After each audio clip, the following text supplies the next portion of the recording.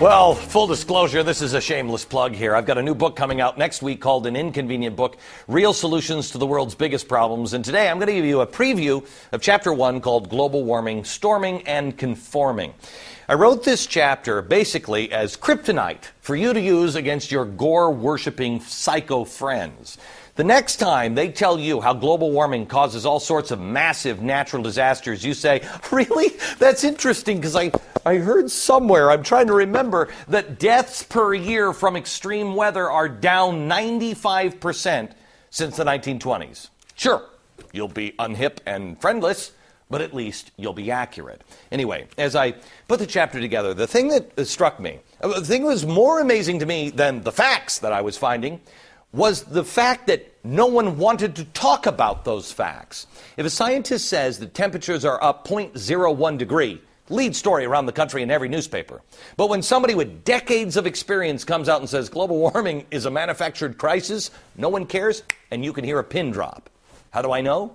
Because that is exactly what happened last week when the founder of the Weather Channel wrote an article that began, and I quote, "It is the greatest scam in history. I'm amazed, appalled, and highly offended by it. Global warming. It is a scam."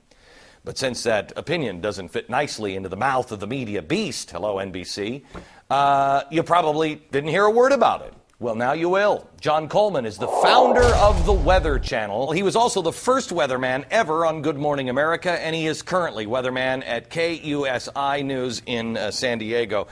John, your head about exploded with the NBC thing this week. Is that what was the breaking point for you?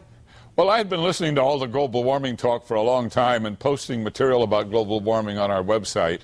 But finally, the crescendo of global warming myth, nonsense, exploded in my head, and I had to write a real rant, and that's the one that got noticed. I put it on our website. It was picked up by icecap.us, picked up by Drudge. First thing you knew, it was all over the newspapers, all over the radio, all over the TV sets, and I had created a bit of a stir, and all I was doing was telling you the truth as best I know it. Yeah.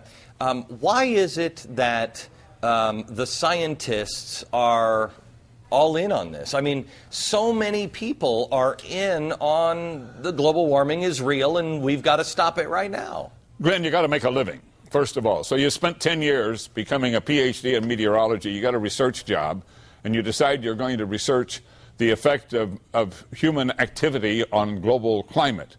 And if you were to put out a research report that said not much and it doesn't seem too bad, you've probably wasted all your 10 years. John, what was the turning point for you? Because I know that you said that you went in to look for an honest answer. You thought maybe it's real. What was the thing that stood out and you went, this is absolutely bogus? Well, when I looked at the hockey stick graph that was produced in Manning's original report, and it showed a steady line temperature through the millenniums and then a sudden rise global, I knew that that was incorrect. Yeah.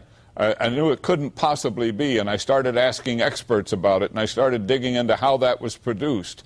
And I found out it was bogus science. It wasn't real. The numbers had been massaged. The whole thing had been created. What bothered me was that the other scientists had accepted it. Well, why did they possibly do that? And I think the real answer to that question is that they all have an agenda, an environmental and political agenda that said, let's pile on here. We're all going to make a lot of money. We're going to get research grants. We're going to get awards. We're going to become famous. And I guess that's what happened. John, do you think we're at the point of no return yet? Are we at the point where no scientists will come out? You've said to me on my radio program today that people are afraid in your business to speak out. Can we turn this around, or are we destined for global socialism? I think that the ship may have left the dock, but in 20 years we'll have the last laugh. But of course, billions of dollars will have been spent. Policy will have been changed worldwide. People have been scared. We will have reacted to a myth. But nonetheless, eventually we'll realize that there is no global warming of significance, and we'll have the last laugh. Now, there are scientists speaking out. There are hundreds of them speaking out. There are thousands who signed a petition, 19,000 on a petition against global warming.